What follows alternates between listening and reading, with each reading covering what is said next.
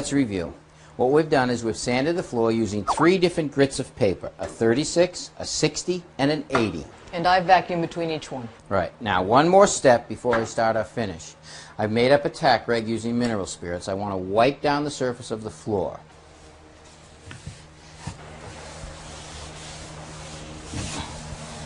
It's always a good idea to work towards a door so you're not painting yourself into a corner.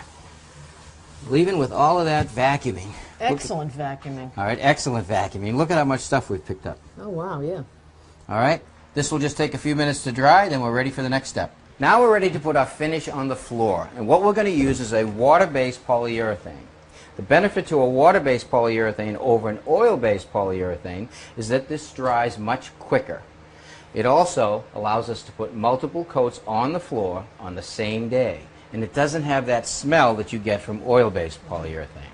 But before we put our polyurethane on the floor, we have to put a base coat on the floor first. Why do you got to put the base coat on the floor first, Tommy? Well, sometimes there's tannins in the floor that you get a reaction with the water-based polyurethane. What's that reaction like?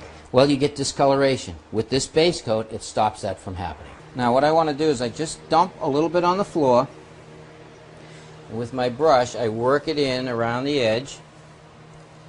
Try not to move too fast to create bubbles. What happens if there are bubbles, Tom?